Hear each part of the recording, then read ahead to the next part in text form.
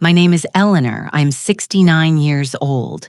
And on the day my husband's will was read, my sons divided $30 million between themselves as if it were a poker game.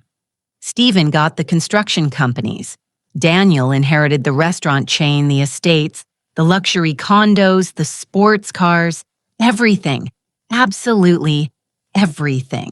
And I, after 45 years of dedicated marriage, after sacrificing my entire life for that family, received a dusty envelope that looked like trash. My daughter-in-law, Jessica, laughed in my face and said, "At least you can use it to store recipes, mother-in-law." Stephen didn't even look at me. Daniel sighed as if my very existence was a burden. Humiliated and shattered, I walked out of that office feeling like my life was worthless. But what they didn't know was that tonight, when I opened that despised envelope in the solitude of my home, I would find something that would change everything forever. Arthur had died just a week ago. Pancreatic cancer took him in 6 cruel and painful months. For 45 years, he had been my partner, my refuge, the man who built an empire from scratch, working day and night. I was always by his side. When he stayed up until dawn reviewing numbers, I brought him coffee and stayed awake waiting for him. When he had to travel for business for weeks on end, I managed the house alone and raised our 2 sons without ever complaining. When the banks wouldn't lend him money to expand the business, I sold the jewelry my mother had given me to help him get the capital he needed. I never asked for recognition. I never claimed credit. I just loved my husband and trusted that he would take care of me when the time came. How wrong I was. The reading of the will took place at the office of Rose Albright, the family lawyer. I arrived early wearing my best violet dress, the one Arthur had given me on our last anniversary. I thought it would be a formality. After half a century together, it was logical that my husband would have left me protected. My sons could inherit the business, but I should have enough to live with dignity. Rose began to read in a cold, professional voice. To my son, Stephen, I leave the construction companies valued at $12 million. Stephen smiled like a child on Christmas morning. To my son, Daniel, I leave the restaurant chain which generates $8 million a year. Daniel settled into his chair with satisfaction. The estates on the coast, the condos downtown, the luxury cars, the main accounts. Everything was divided between them like the spoils of war. $30 million were split equally while I sat there invisible, waiting to hear my name. When Rose finished reading the endless list of properties my sons were inheriting, she paused. She looked at some papers and said, "For Mrs. Eleanor Herrera." My heart sped up. Finally, I was going to hear what the love of my life had left me. Rose continued, "I leave her this personal envelope." And she handed me a yellowish, dusty envelope that looked like it had been stored for years in some forgotten drawer. I took it with trembling hands while my sons exchanged satisfied glances. Jessica, my daughter-in-law, couldn't contain her laughter. "At least you can use it to store recipes." Mother-in-law Stephen didn't even look up from the documents he was reviewing. Daniel sighed as if my presence were an annoyance to be tolerated. The envelope weighed almost nothing in my hands. It felt empty. It felt like a mockery. Rose closed the will folder and turned to my sons to explain the legal procedures they had to follow to take possession of their inheritance. They talked about wire transfers, deeds, and corporations, as if I wasn't there, as if I were a ghost sitting in that leather chair. I stood up slowly, put the envelope in my purse, and walked to the door. No one said goodbye. No one asked if I needed help. No one offered me a ride home. I left that office with a broken heart, feeling that 45 years of love and sacrifice had been reduced to a dusty envelope that probably contained a sentimental letter with no real value.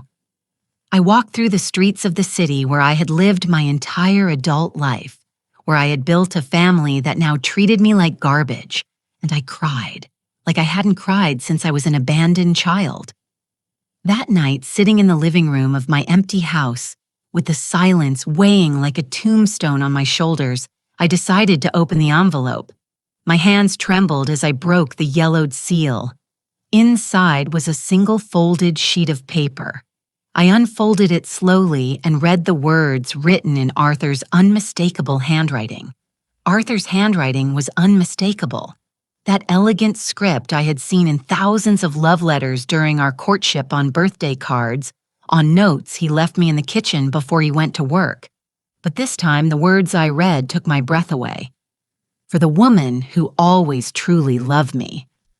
Bank account number 8, Music, CHE Swiss. International Bank Geneva. And below that, a line that made me tremble. What you find here is only the beginning. They didn't deserve to know the truth, but you do. My heart began to beat so hard I thought it would burst out of my chest. A Swiss bank account. What was Arthur talking about? For 45 years of marriage, he had told me everything about his businesses, or so I thought. What secrets had he kept? What truth was it that my sons didn't deserve to know I stayed up all night tossing and turning in bed with that piece of paper clutched to my chest? The next day, I called the bank. My shaky English was met by an operator who spoke perfectly. I gave her the account number, my personal information, and after a wait that felt like an eternity, I heard the words that changed my life forever. Mrs. Herrera, the current balance in your account is 100 million United States dollars. 100 million. The phone slipped from my hands and fell to the floor. $100 million. More than 3 times what my sons had inherited combined. I sat on the kitchen floor shaking, trying to process what I had just heard. Arthur had left me a secret fortune. A fortune that no one knew about. A fortune that made the 30 million from the official will look like pocket change. But that wasn't all. The operator continued. Ma'am, we also have instructions to courier you a safe deposit box that your husband deposited here 2 years ago. We can schedule the delivery a safe deposit box. What else had Arthur kept hidden? What other secrets awaited me? I accepted the delivery for the next day and hung up the phone with trembling hands. My mind was a whirlwind of questions. How had Arthur acquired so much money without me noticing? Why had he kept it a secret? Why had he decided to leave it only to me? And the question that tormented me the most. What truth was it that my sons didn't deserve to know? The courier arrived the next day at 10 euro in the morning sharp. It was a small but heavy safe with a combination that came in a sealed envelope. The numbers were our wedding date, June 15, 1980. Typical of Arthur, always so romantic, even in his darkest secrets. I closed the living room curtains, unplugged the phone, and sat in front of the safe with my heart racing. I dialed the combination and heard the click of the mechanism opening. Inside were documents, photographs, letters, and a thick envelope with my name written in large letters. I opened it with trembling hands and began to read the most shocking letter of my life. My dearest Eleanor, the letter began. If you are reading this, it means I have passed away, and our sons have shown their true colors at the reading of the will. I know they humiliated you. I know they treated you like trash. I know they laughed at you when they gave you that dusty envelope. But I needed it to happen this way. I needed them to show who they really are before you knew the truth. During the last 2 years of my life, I discovered things about Stephen and Daniel that broke my heart. Things you do not know. Things that force me to make difficult decisions. The 100 million you found in the Swiss account are only part of my real fortune. There is more, much more. But before you know everything, you need to know the truth about our sons. My world swayed. What truth? What had Arthur discovered? I continued reading, my soul on edge. Stephen is not the successful businessman he appears to be. For 3 years, he's been siphoning money from my company to cover his gambling debts. He owes over 2 million to loan sharks who are not exactly understanding. Jessica doesn't know, but he has mortgaged their house twice and is about to lose it. The documents proving all this are in this box. I felt as if I had been punched in the stomach. My older son, who had always been my pride, was a compulsive gambler who had stolen from the family business. But the letter continued, and what I read about Daniel was even worse. Daniel has a cocaine addiction that he has been hiding for 5 years. He has secretly sold 3 properties I had given him to finance his habit. But the most serious thing is that he is involved with drug traffickers who are blackmailing him.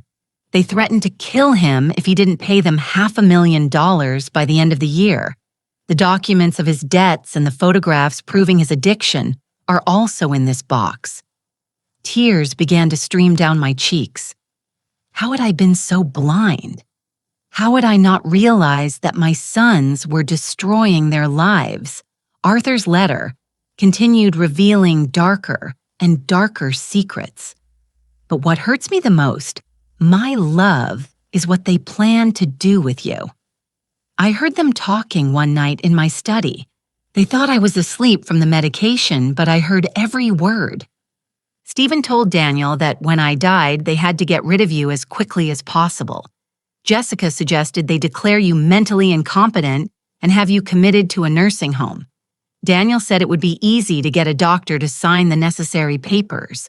They wanted to take your share of the inheritance and lock you away somewhere you wouldn't be an inconvenience to their plans. The paper grew damp with my tears. My own sons, my own flesh and blood. They had planned to lock me away like a sick animal to steal my money. That's why I made the decision to protect you, Arthur continued.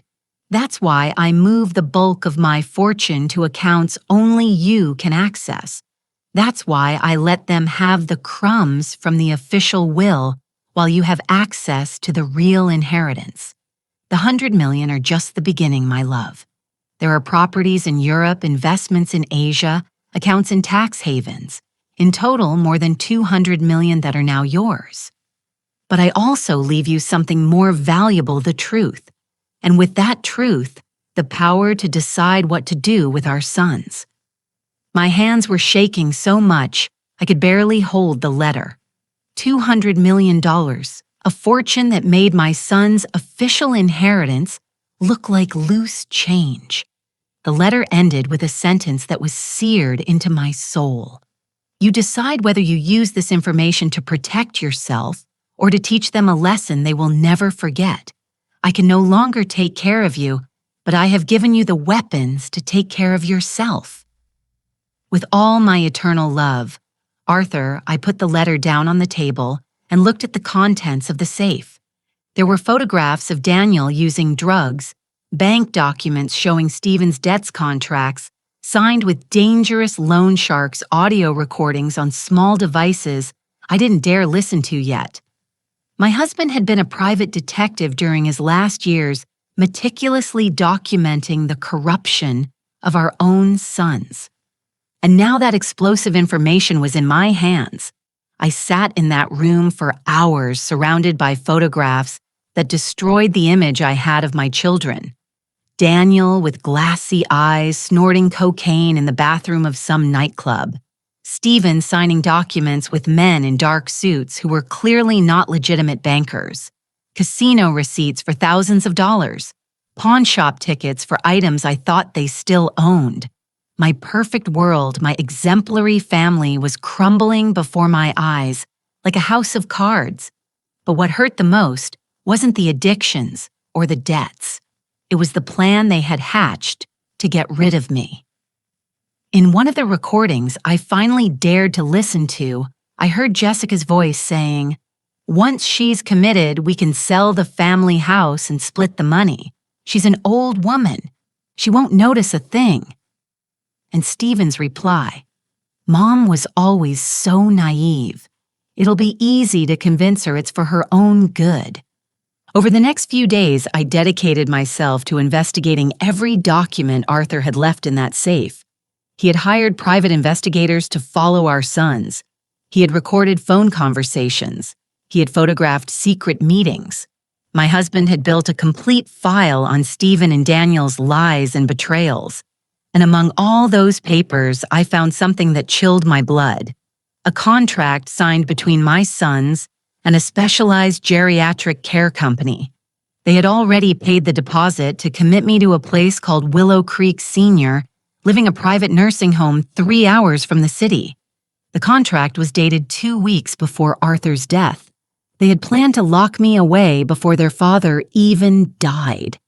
They had planned to rob me while I was mourning at his funeral. The phone rang one morning as I was reviewing bank documents. It was Stephen using that fake voice he used when he wanted something. "Mom, we need to talk. Jessica and I are worried about you. You've been very quiet since the funeral. Worried." How ironic. I told him I was fine, that I just needed time to process the loss. But he insisted, "It's not good for you to be alone in that big house. We've been thinking about options to make you more comfortable." There it was. The plan was beginning to unfold. What kind of options, I asked, feigning innocence? Well, there are some very nice places where you can have company activities, 24-hour medical care places where you don't have to worry about a thing. Places like Willow Creek Senior Living, I thought, feeling rage begin to boil inside me. That same afternoon, I received another call, this time from Daniel. "Mom, Stephen told me you spoke this morning. I think it's an excellent idea for you to consider moving somewhere more suitable for your age." His voice sounded nervous, as if he were reading from a script. "Besides," he continued, "we need to talk about finances. Dad left you the house, but the upkeep is very expensive. The taxes, the utilities, the repairs. It would be better to sell so you can live somewhere without those worries." Selling the house, of course, was part of the plan. Get rid of me and take whatever they could. "I'm in no hurry to make decisions," I replied. "We just buried your father." "But Mom," he insisted, "the longer you wait, the harder it will be. At your age, changes are complicated. It's better to act fast. At my age, as if I were a senile old woman incapable of taking care of herself." Over the following days, the calls intensified. Stephen, Daniel, and Jessica took turns pressuring me. They would show up at my house unannounced, always with brochures for senior living facilities and arguments about my safety and well-being. "Look at this place," Mom Jessica would say, showing me pictures of gardens and activity rooms. "They have physical therapy, painting classes, excursions. You would be so happy here." But I had researched that place. It was a gilded cage where relatives deposited inconvenient elders and forgot about them forever. The online reviews spoke of medical negligence, terrible food, and abusive staff. A perfect place for someone to slowly disappear from the world. One afternoon, while pretending to consider their suggestions, I decided to test them. "You're right," I told them during a forced family dinner. "Maybe it is time to make some changes, but first I'd like you to help me with something." Their eyes lit up, thinking I had given in. "Of course, Mom. Whatever you need," Stephen said with a fake smile. "I want to review all of your father's company documents. I want to understand exactly what you inherited and how the business works." The silence that followed was deafening. Stephen and Daniel exchanged nervous glances. "Don't worry about that, Mom," Daniel said quickly. "We'll take care of everything. You don't have to bother with paperwork." But I insist, I continued. "After 45 years of building that empire with your father, I have a right to know what will happen to it." Jessica chimed in with that condescending smile. "I hate it so much. Mother-in-law, those things are very complicated. Numbers, taxes, contracts. It's better to let the men handle it while you relax in your new home." The men, as if I were a child incapable of understanding basic math. Besides, Stephen added, "We've already made some important decisions. We've sold one of the estates to pay off company debts." Sold an estate. What debts? Arthur had been dead for barely a month and they were already liquidating properties. What kind of debts? I asked. Boring stuff, Mom, taxes, suppliers, payroll. Don't you worry about it. But I knew the truth. I knew Stephen had used that money to pay his loan sharks. I knew they were plundering the inheritance to cover their vices. That night alone in my house, I made a decision. I was not going to be the silent victim they expected. I was not going to let them lock me in a nursing home while they stole everything Arthur and I had built together. I had $200 million. I had proof of their crimes, and I had something they had underestimated. 45 years of experience being the wife of a brilliant businessman. I had learned more than they thought. I had absorbed more knowledge than they imagined, and now it was time to use all of it to my advantage. I picked up the phone and called the Swiss bank. It was time to start moving my pieces in this deadly chess game my own sons had started. The next day, as I was having breakfast, the doorbell rang. It was an older, elegantly dressed man who introduced himself as George Maxwell, an attorney. Mrs. Herrera, I'm here on behalf of your late husband. I have specific instructions to carry out. Arthur had hired independent lawyers different from Rose to handle his secret affairs. George handed me a thick folder full of legal documents. Your husband asked me to deliver this to you exactly 1 month after his death. These are legal powers, contracts, and authorities that will allow you to take full control of all his companies if you so choose. Full control. Arthur hadn't just left me money. He had left me the keys to the kingdom. Your sons do not know these documents exist. George continued. According to your husband's instructions, you have the power to revoke their inheritances if you deem they are not meeting the family's ethical standards. George Maxwell sat in my living room and began to explain documents that seemed to come from a spy movie. Your husband was very meticulous, Mrs. Herrera. These contracts grant you 51% of the shares in all the family businesses. On paper, your sons inherited control, but legally, you are the majority shareholder. My head was spinning as I tried to process the information. How is that possible? The will rose red. That will, George interrupted, only covered the visible assets. Your husband created a complex corporate structure where the companies are under the umbrella of a family holding company, and you, Mrs. Herrera, are the owner of that holding company. Arthur had been playing chess, while we all thought he was playing checkers.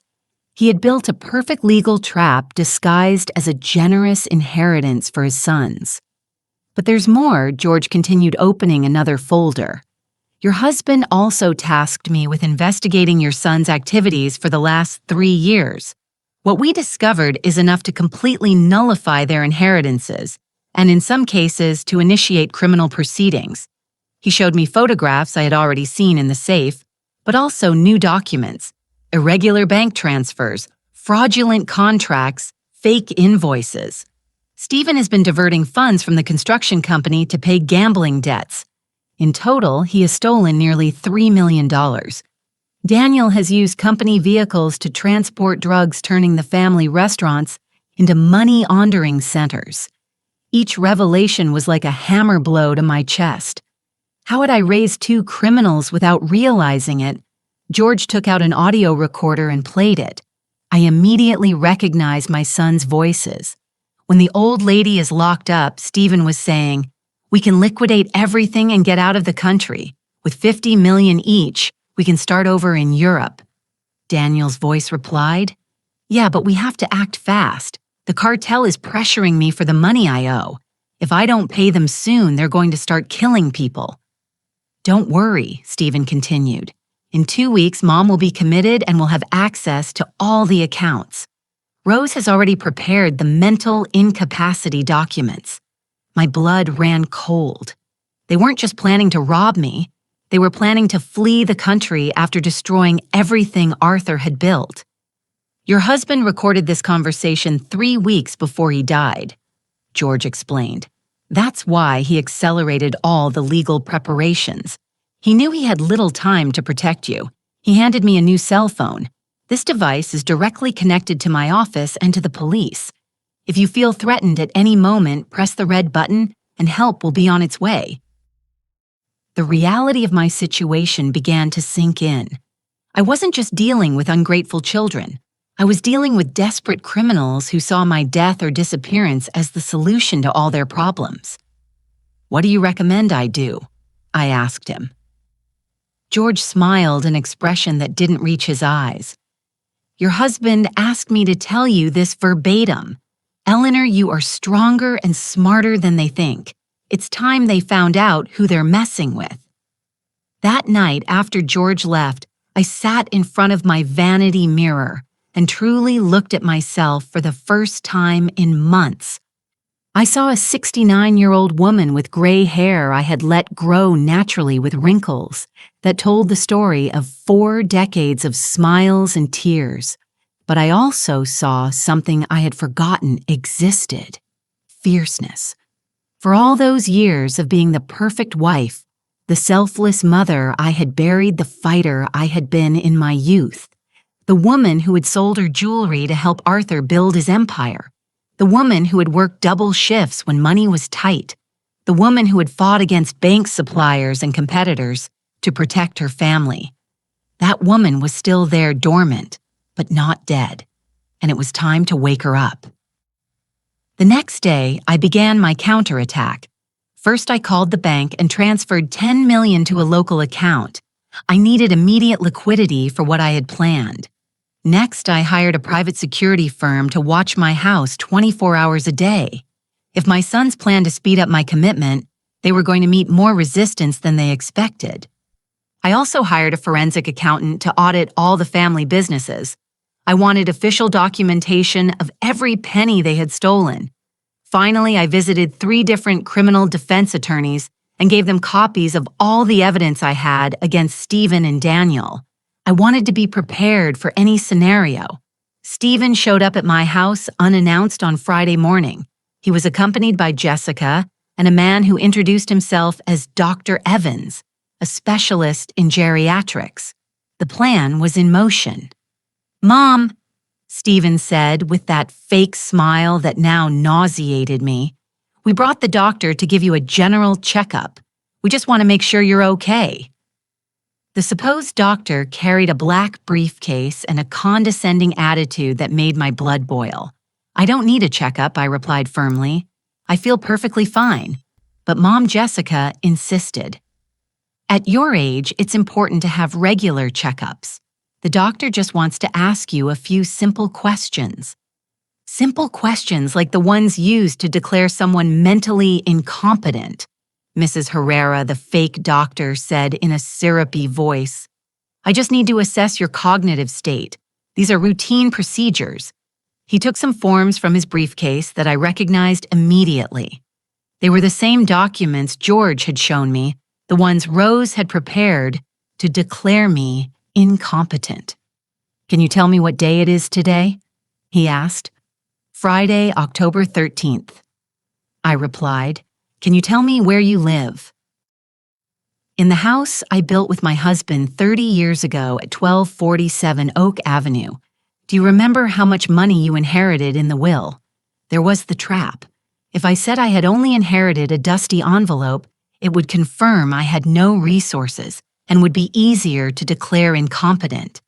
If I mentioned the $200 million, they would think I was delusional." "I remember perfectly," I replied, looking directly into Stephen's eyes, "that you inherited $30 million in companies and properties. I also remember that I received an envelope that you considered trash." The doctor scribbled something on his papers. Stephen smiled, thinking I had fallen into his trap. "And how do you feel about that distribution?" the doctor asked. "I feel," I said slowly, "like a woman who finally understands who the members of her family really are."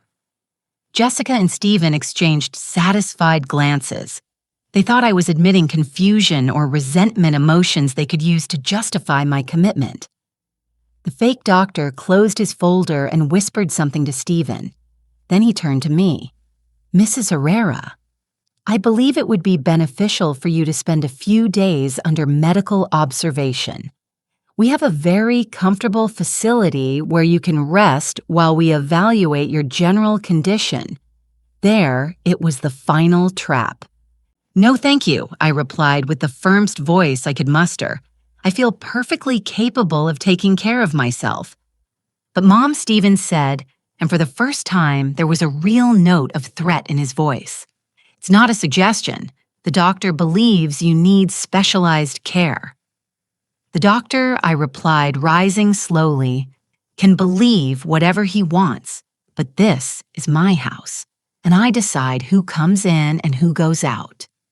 At that moment, Jessica made the mistake I had been waiting for.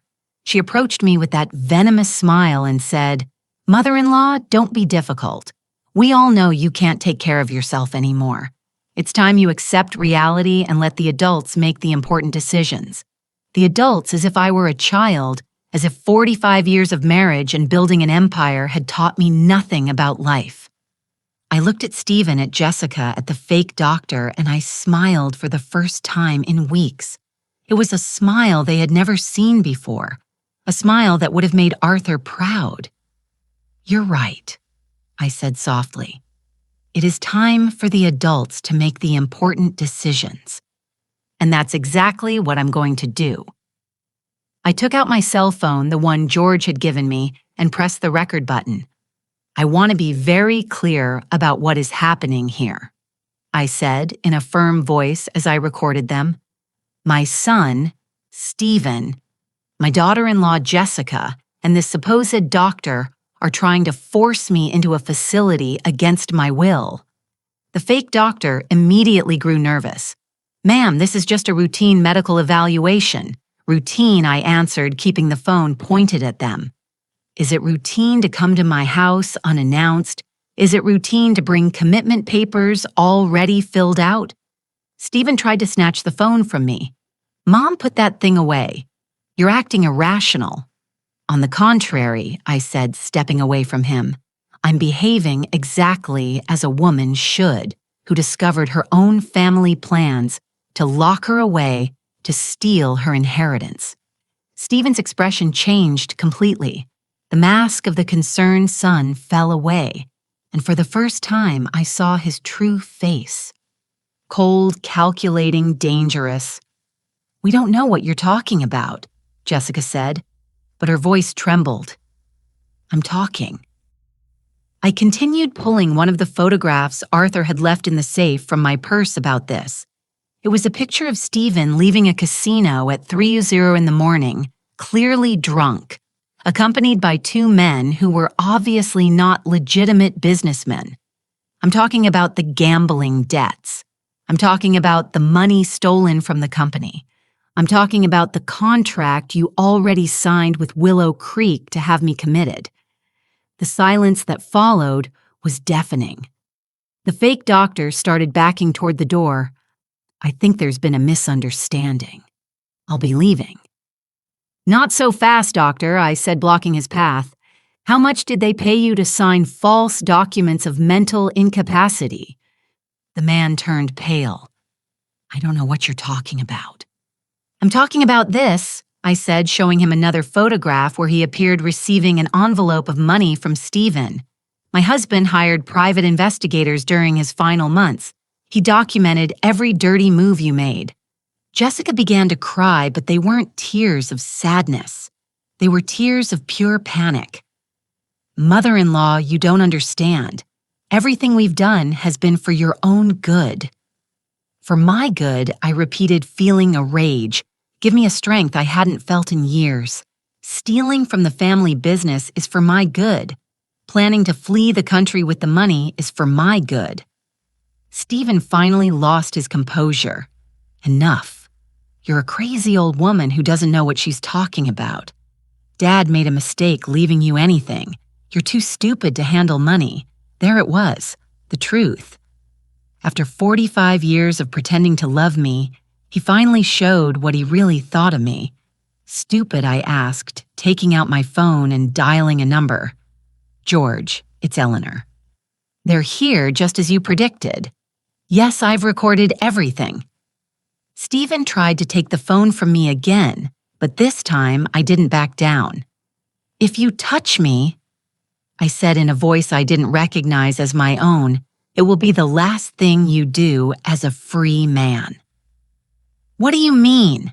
Jessica asked, her voice cracking. I replied, that right now 3 criminal lawyers are reviewing evidence of fraud, embezzlement, and conspiracy to commit kidnapping. Just then, the doorbell rang. It was 2 police officers accompanied by George, Mrs. Herrera. One of the officers said, "We received your emergency call." Stephen and Jessica looked at each other in absolute terror. The fake doctor tried to sneak out, but George stopped him. "Dr. Evans, or should I say Mr. Herrera, because you aren't a doctor, are you?" The man slumped into a chair. "They paid me $5,000 to sign some papers. I didn't know it was illegal. $5,000 to declare me mentally incompetent." I asked, "Is that what my freedom is worth?" The police began taking statements while George explained to me that this had been a controlled operation from the moment Arthur died. "Your husband anticipated every move," George told me as the officers arrested the fake doctor. "He knew they would try to have you committed quickly before you could react. That's why he prepared all this evidence and these legal proceedings." Stephen and Jessica weren't arrested that day, but the police warned them they were under investigation. When they finally left, my house was silent for the first time in weeks. I sat in my favorite armchair, the same one where Arthur and I used to watch television together, and I cried.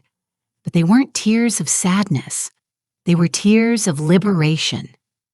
For the first time since my husband's death, I felt truly free. That night, I called both of my sons, not to plead or to try to fix things. I called them to give them an ultimatum. You have 24 hours to return every penny you stole from the family businesses. You have 24 hours to cancel the contract with Willow Creek, and you have 24 hours to confess the entire truth about your debts and your problems. Or what Stephen asked with a defiant tone that no longer intimidated me. Or tomorrow at 9 in the morning, 3 local newspapers will publish the full story of your crimes. Or I hand all the evidence over to the district attorney's office, or I use the legal powers your father left me to completely revoke your inheritances. The silence on the other end of the line confirmed that they finally understood who they were dealing with. "Impossible," Daniel muttered. "Dad left us everything in the will. You can't take what's already ours." "Want to bet," I replied. And for the first time in my life, my voice sounded exactly like Arthur's when he was closing a tough deal. Because it turns out your father was a lot smarter than you thought. And I'm a lot stronger than you imagined. I hung up before they could answer. I didn't need to hear any more lies, more excuses, more manipulation. It was time for them to learn that the woman they had underestimated for so many years had sharp claws when she needed to use them. The next morning at 8:00 sharp, Stephen and Daniel appeared at my door. They didn't come with fake lawyers or commitment plans. They came with their tails between their legs, defeated, begging for mercy. "Mom," Stephen said, and for the first time in years there was no condescension in his voice. "We need to talk." I let them in, but this time I didn't offer them coffee or a smile. I left them standing in the middle of the living room while I remained seated in my armchair in the position of power I had earned. "Talk," I said simply. Daniel started to cry. "Mom, everything got out of control. The drugs, the debts, the loan sharks. We didn't know how to stop. And your solution was to rob me and lock me away," I asked. "That wasn't the original intention," Stephen muttered. "At first we just needed to borrow some money. We thought we could pay it back before anyone noticed. but things got worse. Daniel continued. The cartel started threatening us. They said if we didn't pay, they would go after the family. So you decided to hurt me first, I replied. You decided it was better to lock me up like an animal than to face the consequences of your choices. Stephen knelt in front of my chair. Mom, we're your sons. We love you. We just made terrible mistakes. You love me? I asked, feeling all the rage that had built up for months finally find its voice. You call planning my commitment love. You call stealing the money your father and I built together love. You call treating me like trash at the will reading love. They didn't answer because there was no possible answer to those questions. But I want you to know something. I continued standing slowly and walking to the window. Your father loved you. Despite everything he discovered, despite all the evidence he gathered against you, he loved you. That's why he left you a chance to redeem yourselves.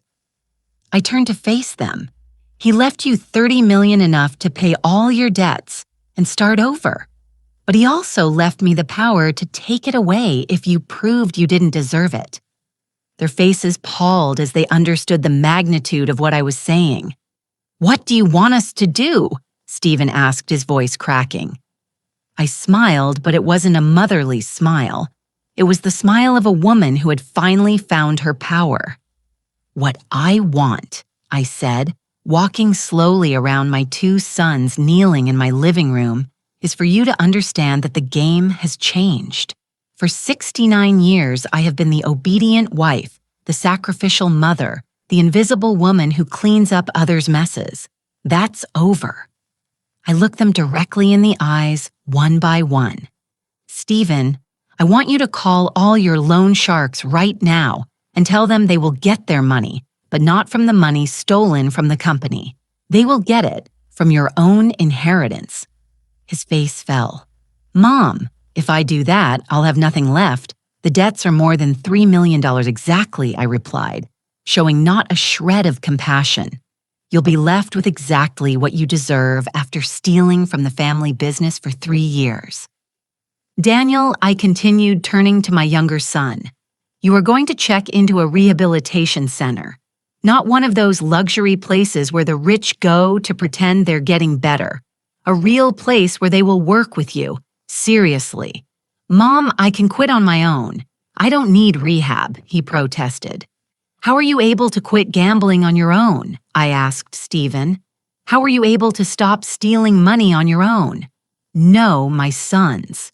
Addicts don't get better on their own, and you are going to get better, or you are going to lose everything. Daniel began to cry harder. They'll kill me in rehab. No, I said, taking out my phone.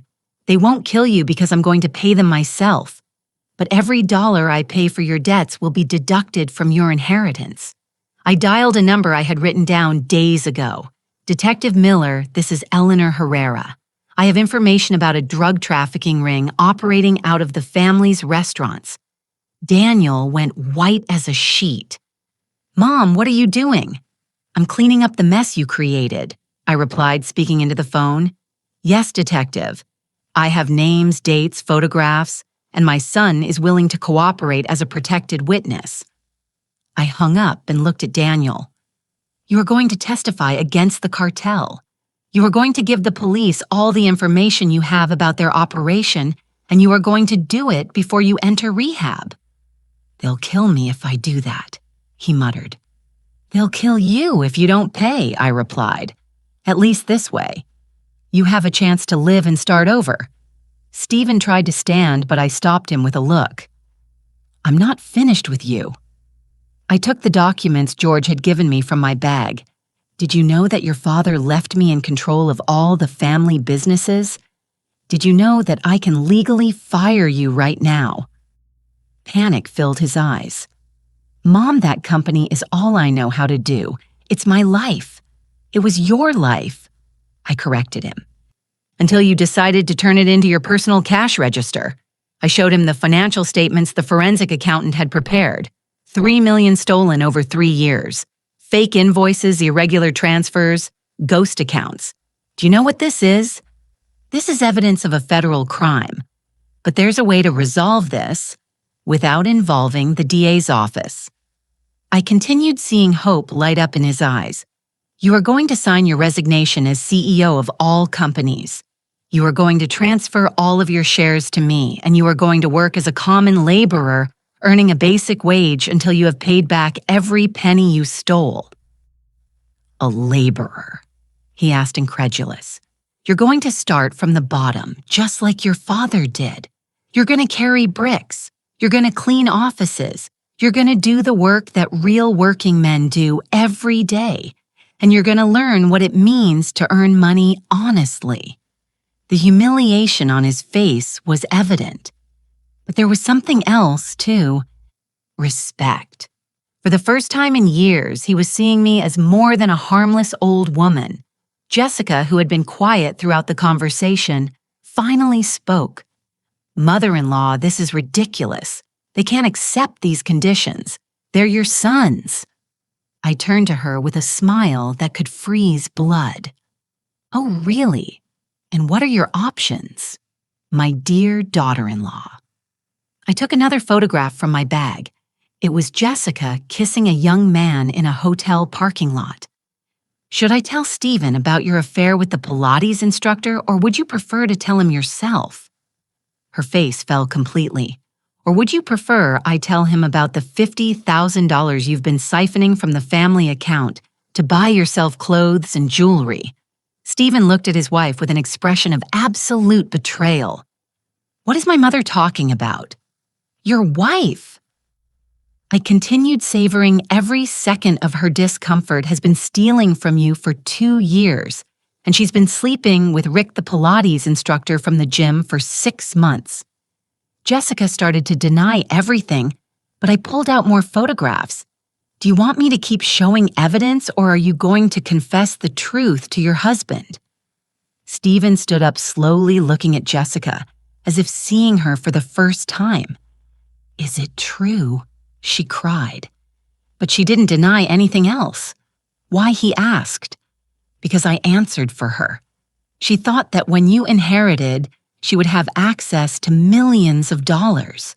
She planned to stay with you until she had enough money to divorce you and take half. This can't be happening, Stephen muttered, holding his head in his hands. Oh, but it is happening, I said, feeling more powerful than I had in decades, and we're just getting started. I pulled the last document from my bag. This is a divorce agreement my lawyer prepared. Jessica is going to sign it now without asking for a single penny in the division of assets, because if she doesn't sign it, all these photographs will appear in the newspaper tomorrow, along with the evidence of her theft. You can't make me sign anything, Jessica said, but her voice was trembling. Can't I asked, dialing another number on my phone. Hello, Rick. This is Jessica's mother-in-law. Yes, I have some very interesting photographs that I think your wife would want to see. Jessica lunged at me, trying to grab the phone. Stop. He's married. His wife doesn't know anything. Exactly, I said, moving away from her. And unless you sign this divorce immediately, she's going to know everything.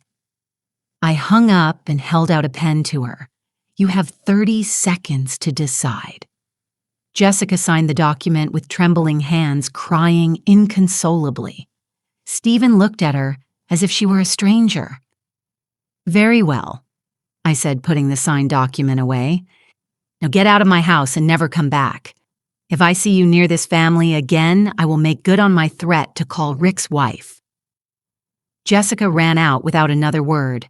I was left alone with my 2 defeated sons, sitting on my living room floor like punished children. Do you understand now? I asked them. Do you understand now that I am not the helpless old woman you thought I was? Daniel nodded, still crying. Mom, can you ever forgive us? I looked at him for a long moment before answering. That's up to you. If you do everything I've asked, if you truly get clean, if you learn to be men of honor like your father was, maybe. But it's going to take years.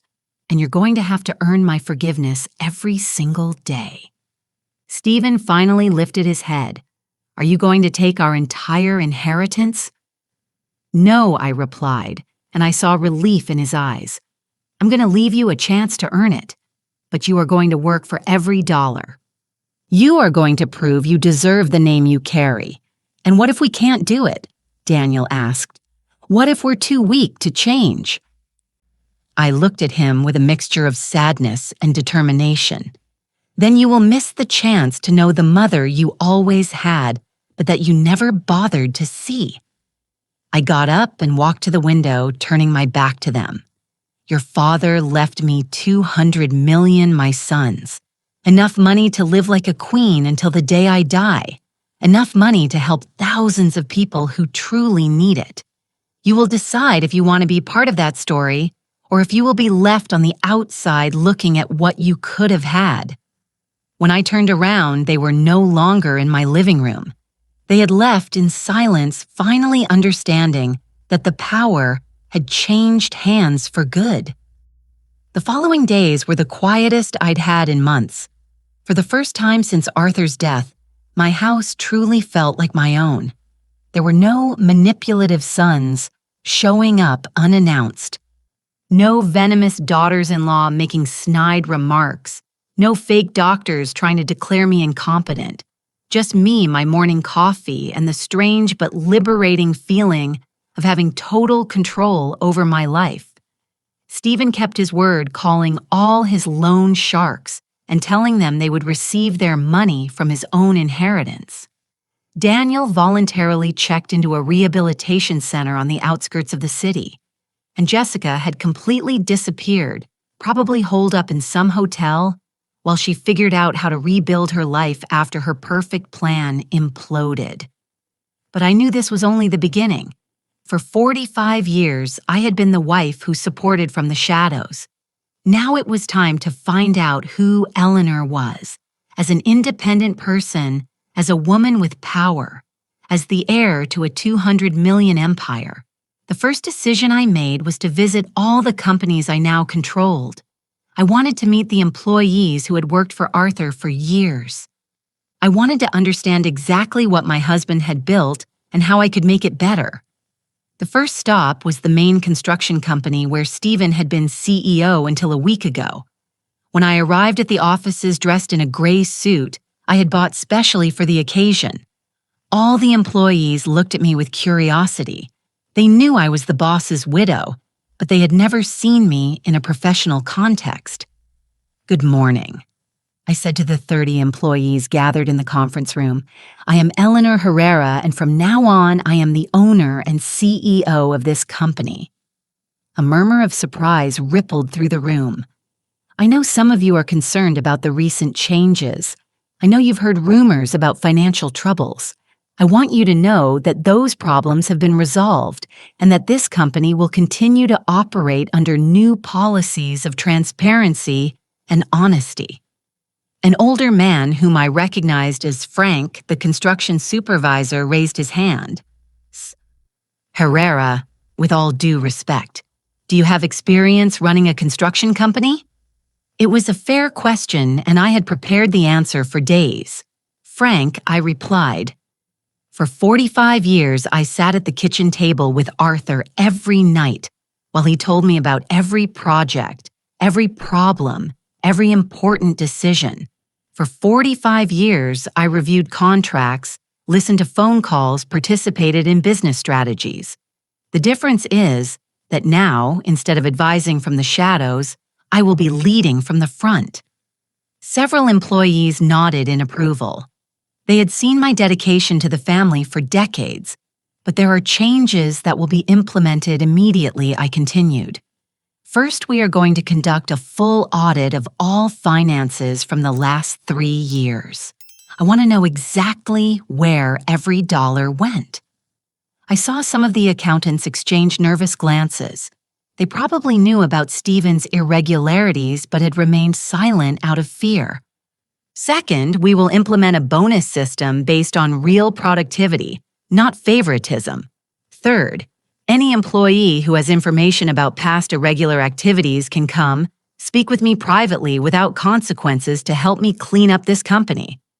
I raised my hand to stop the murmurs, and fourth, the minimum wage at this company will increase by 30% effective immediately. The silence that followed was absolute. Then slowly the applause began. These workers had watched Stephen spend money on luxury cars and expensive trips while they struggled to make ends meet. Now they had a boss who understood what it meant to work hard for every dollar. Over the next few hours, several employees came to my temporary office with information about the financial irregularities. They confirmed everything I already knew and added details that made my blood boil. Stephen hadn't just stolen to cover gambling debts. He had also been overbilling clients and keeping the difference. He had sold high-quality construction materials and bought cheap ones, pocketing the difference and compromising the safety of the projects. That afternoon, I visited the restaurants that had been Daniel's inheritance. The situation there was even worse. The managers confirmed that for months, they had been pressured to accept special clients who paid in cash and didn't want receipts.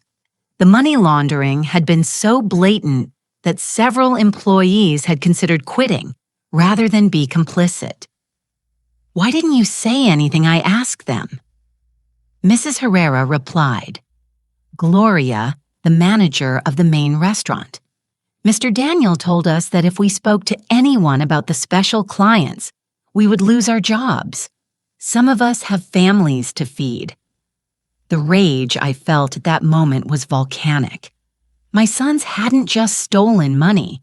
They had intimidated honest workers into being accomplices to their crimes. But I also discovered something beautiful during those visits. I discovered that Arthur's employees were hardworking, honest people who had genuinely respected my husband and were willing to respect my leadership if I proved to be fair.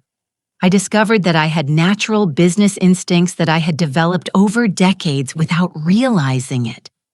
I discovered that when I spoke with real authority based on knowledge and experience, people listened. And I discovered something more important, that I liked having power. I liked making decisions. I liked being the boss instead of the invisible wife.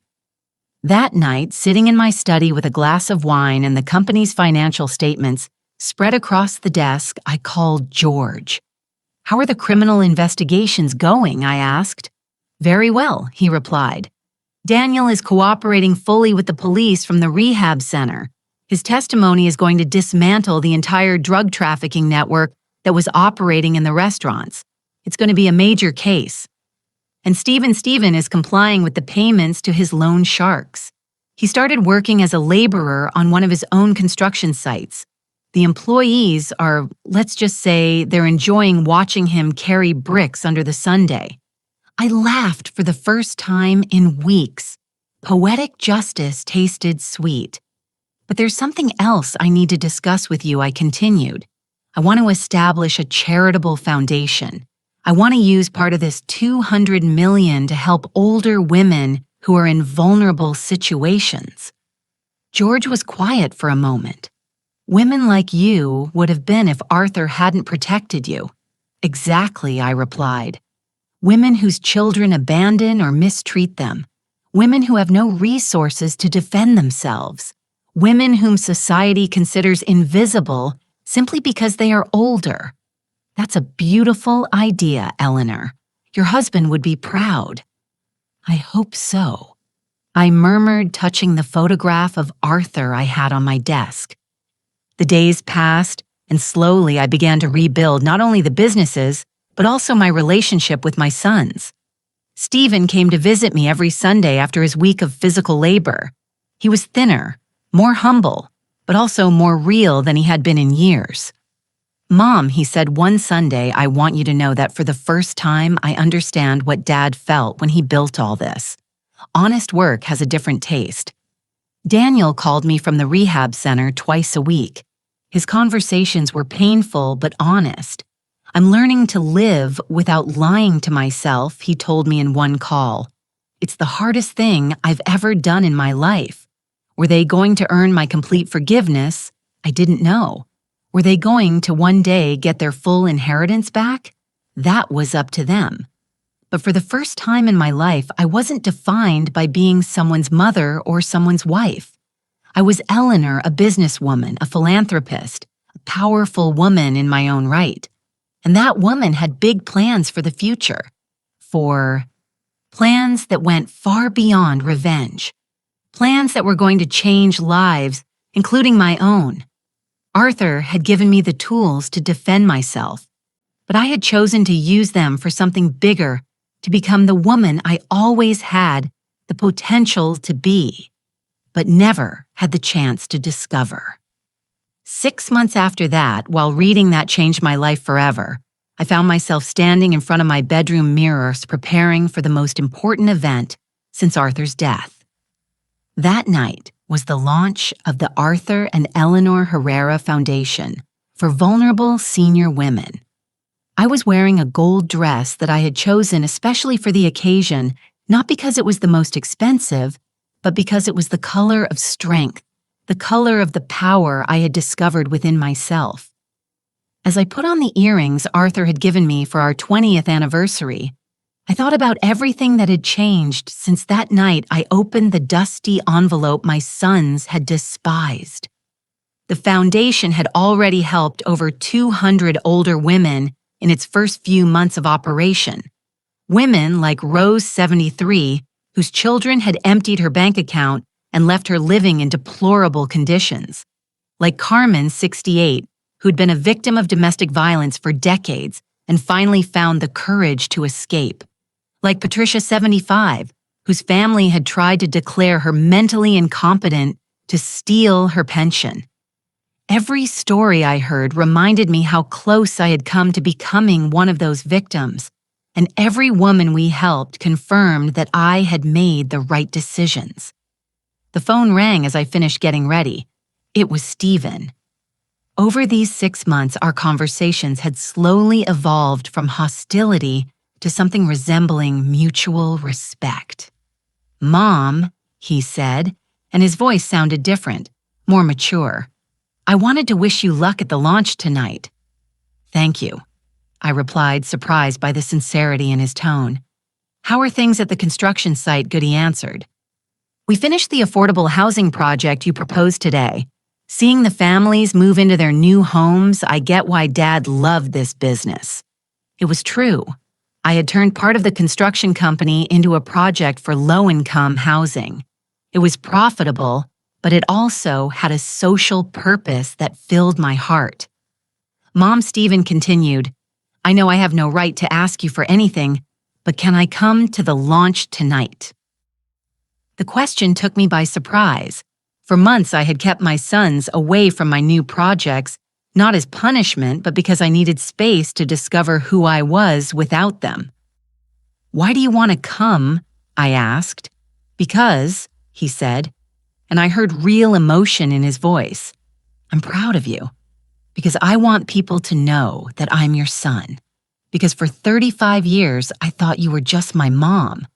And now I realize you are Eleanor Herrera, an extraordinary woman who just happens to be my mother." Tears began to roll down my cheeks. Those were the words I had waited decades to hear. "You can come," I finally said, "but you will come as a guest, not as privileged family. You will sit with everyone else and you will listen to what I have built without your help." "Understood," he replied. "And Daniel gets out of rehab next week. If he stays clean, if he continues to cooperate with the police, if he proves he has truly changed, then we can talk about his future in the family." I hung up the phone feeling a strange mix of hope and caution. My sons were changing, but I had learned not to blindly trust promises. This time, they would have to prove their transformation with actions, not words. The launch event was held in the main ballroom of the city's most elegant hotel. Over 300 people had arrived. Business leaders, politicians, social workers, and especially older women who had found a second chance in our foundation. As I walked among the guests, greeting and thanking them for their support, I felt more alive than I had in years, These were my people now, not the family that had betrayed me, but the community I had chosen to build, the community of people who believed in second chances and in the dignity of older women. George approached me with a huge smile. "Eleanor, this is incredible. I've never seen such a positive response for a new foundation. It's because the need was real." I replied, "For decades, we older women have been invisible to society. It was time someone saw us." At that moment, I saw Stephen enter the ballroom. He was wearing a simple suit, nothing fancy, and he walked with a humility I had never seen in him before. Several guests recognized him, and I could see the curiosity on their faces as to why the son who had been disinherited was present at his mother's event. Stephen didn't try to approach me or claim any attention. He simply sat at a table in the back and waited. When it was time for my inaugural speech, I went up to the podium feeling a mix of nerves and excitement. Before me were 300 people who had come to support my vision. Behind me was the giant photograph of Arthur and me on our wedding day, reminding me where this journey had begun. "Good evening," I began, and my voice sounded stronger than I expected. 7 months ago, I was a 69-year-old widow who thought her life had ended with her husband's death. I thought my role in the world had been reduced to being the invisible mother of 2 adult sons and the grandmother who waited for occasional visits. But I continued feeling confidence grow in my chest. I discovered that life can begin at any age if we have the courage to make the hard decisions. I discovered that being older does not mean being invisible. I discovered that being 69 years old doesn't disqualify me from starting a new career, a new mission, a new version of myself. The applause started slowly and grew into a standing ovation. I saw tears in the eyes of many of the older women in the audience. They knew exactly what I was talking about because they had lived the same invisibility, the same underestimation. This foundation, I continued, when the applause died down, exists because all women, regardless of their age, deserve dignity, respect, and opportunity. It exists because no woman should feel invisible or disposable simply because society has decided her value diminishes with the years. I searched for Stephen in the crowd. He was crying openly with a look of pride and regret mixed on his face. This foundation also exists because I learned that forgiveness isn't something you give away. It's something that's earned, and that second chances are powerful, but only when they are accompanied by real change. I finished my speech by telling the story of an older woman who had come to our foundation last week. Her children had sold her house while she was in the hospital and split the money. When she was discharged, she had nowhere to live, and her own children told her to fend for herself. That woman, I said now, has a decent apartment legal support to recover what was stolen from her, and a part-time job at our foundation helping other women in similar situations. Because it turns out that at 72 years old, she still had a lot to offer the world. She just needed someone to notice. When I stepped down from the podium, the ovation lasted for almost 5 minutes.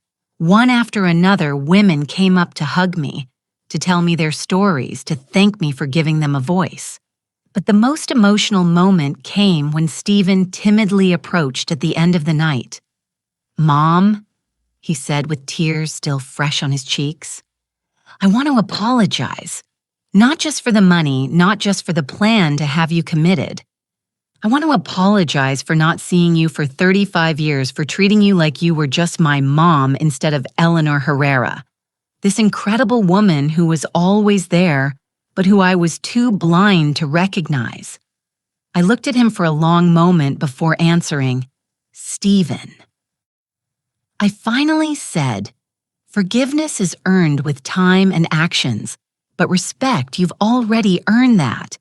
You came here tonight expecting no privileges. You sat in the back without demanding attention. You cried with pride for my achievements instead of resentment for your situation.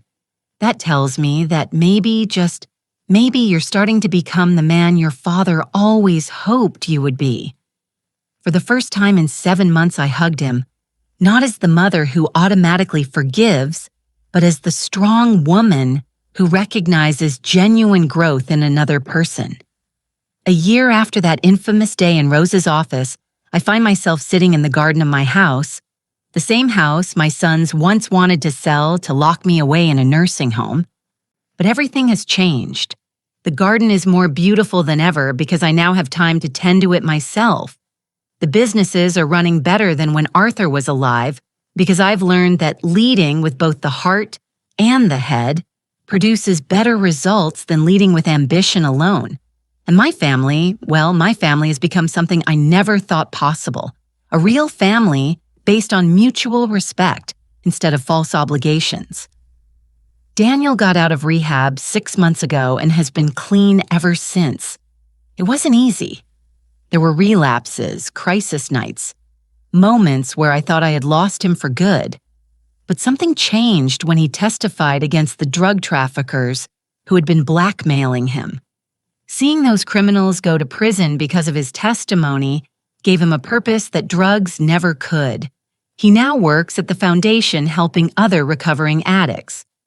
His salary is modest compared to what he used to have, but he tells me it's the first money he's earned that he feels truly proud of.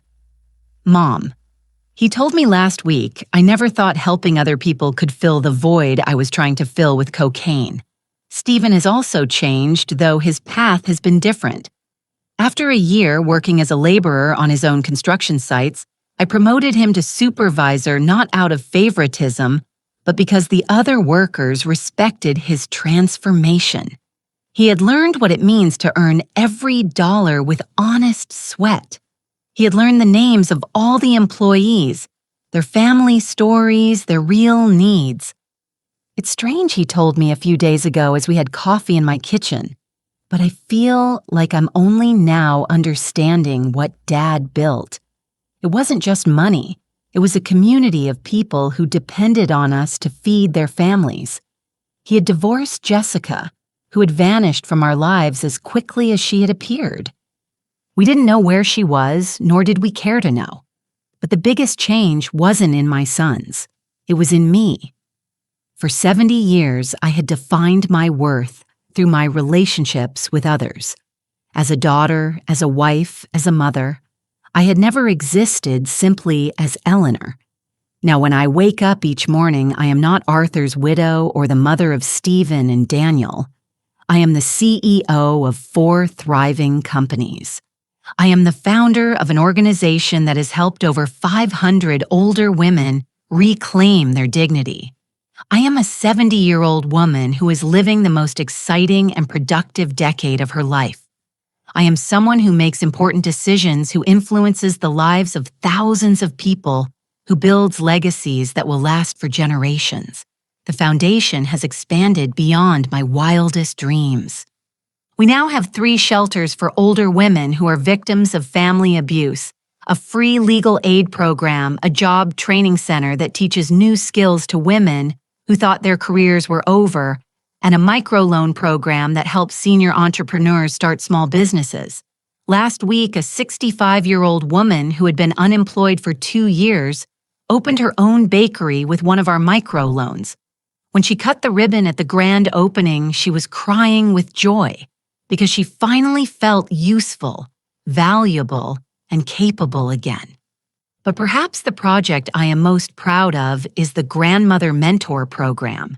We connect older women with business experience, with young female entrepreneurs who need guidance.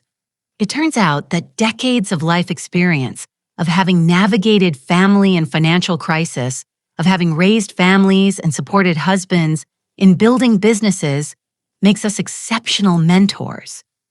The young women need us more than we thought, and we have more to offer than society had ever recognized. It's beautiful to see how the wisdom of one generation becomes the springboard for the success of the next. George visited me yesterday to discuss the legal documents for a new expansion of the foundation. Eleanor, he said, as we reviewed contracts, Did you ever imagine you would become all this? Never, I answered honestly. For 45 years, I thought my destiny was to be invisible, that my role was to support the dreams of others without having any of my own. And now, he asked now, I said, looking out the window at the garden where Arthur and I used to walk together. Now I understand that he didn't just leave me money in that dusty envelope. He left me permission to become who I always could have been, but never dared to be. This afternoon, I have a meeting with the mayor. He wants the foundation to partner with the city government to create a pilot program that could be expanded nationally. Assisted living programs that respect the independence of older women. Day centers where they can socialize and stay active without feeling like burdens on their families. Public policies that recognize that older women are a valuable social resource, not a problem to be hidden away. The idea of influencing policies that will affect thousands of women across the country excites me more than any inheritance I could have received. My sons come for lunch with me every Sunday, not out of obligation, but because they genuinely enjoy my company. Our conversations have evolved from apologies and resentment to real debates about business, about life, about the future.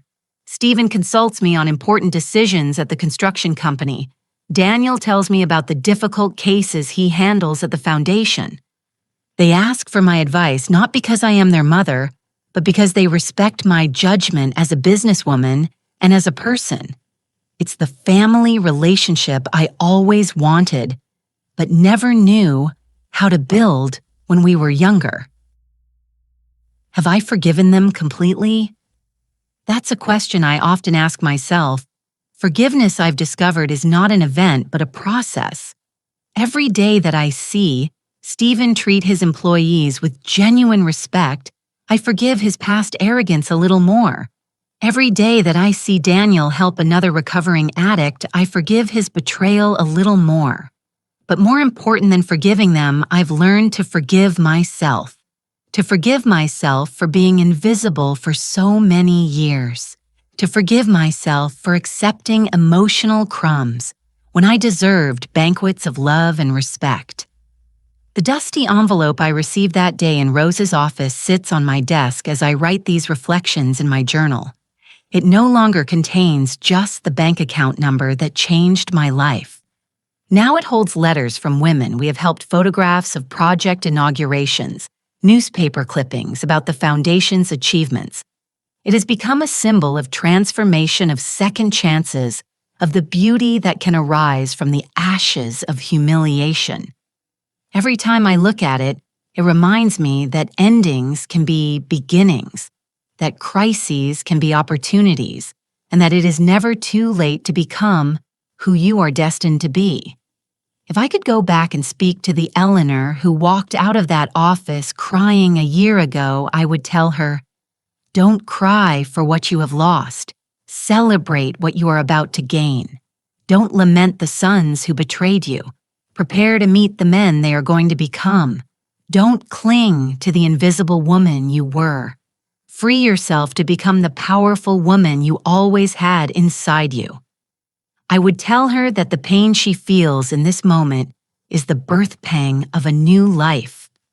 And that new life is going to be more beautiful, more meaningful, and more powerful than she ever dared to dream.